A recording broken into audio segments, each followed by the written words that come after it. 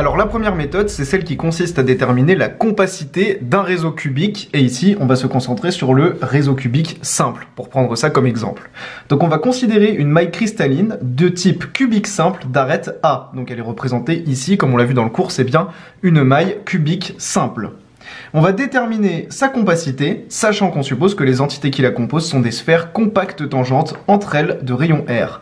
Donc on sait que ce sont des sphères et des sphères de rayon R.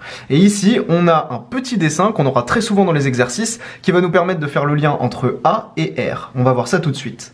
Donc la première étape pour répondre à cette question, ça va être de déterminer le nombre de sphères que l'on a dans notre maille.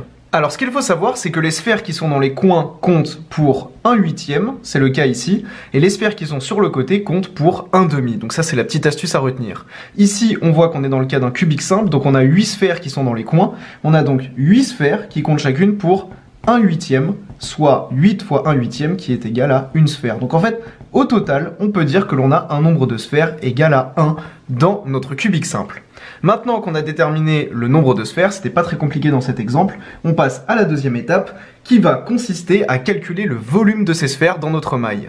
Alors ce que l'on sait, c'est que nos sphères sont de rayon R, et voici une petite formule à bien retenir. Le volume d'une sphère de rayon R, c'est égal à 4 tiers de pi R au cube, avec R, le rayon qui nous est donné ici.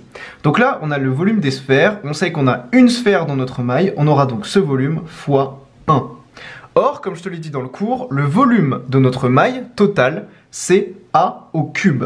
Le volume de notre maille, il est égal à A au cube. Pour pouvoir comparer le volume des sphères avec le volume de la maille, on va donc devoir écrire le lien entre notre rayon R et le côté de notre maille A pour pouvoir comparer le volume des sphères et le volume de la maille.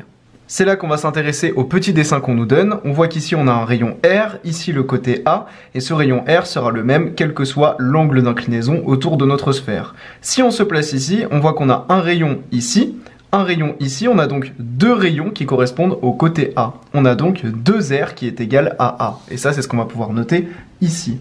2R est égal à A, on peut donc en déduire que R est égal à A sur 2.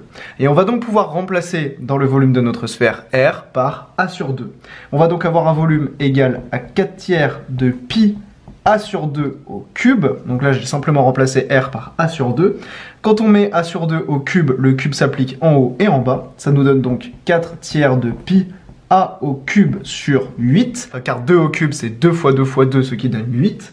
Et ça, c'est égal à 4 sur 24 pi A au cube, qui est égal à 1/6 de pi A au cube. On a donc, pour volume des sphères au total, 1/6 de pi A au cube, qu'on peut garder tel quel, car on sait qu'on n'a qu'une seule sphère au total dans notre maille. On a donc une fois 1/6 de pi A au cube. Et on va donc pouvoir passer à la troisième et dernière étape, qui est tout simplement de calculer la compacité. La compacité, comme on l'a vu dans le cours, c'est le volume des sphères, donc des entités qu'on a dans notre maille, sur le volume total de la maille.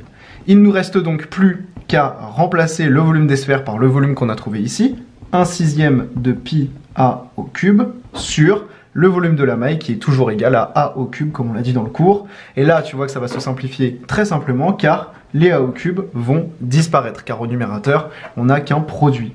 Il nous reste donc 1/6 de pi, donc ça c'est égal à pi sur 6, et là on peut utiliser très rapidement notre calculatrice pour calculer pi sur 6 qui est égal à environ 0,52 comme tu l'as vu sur ma calculatrice.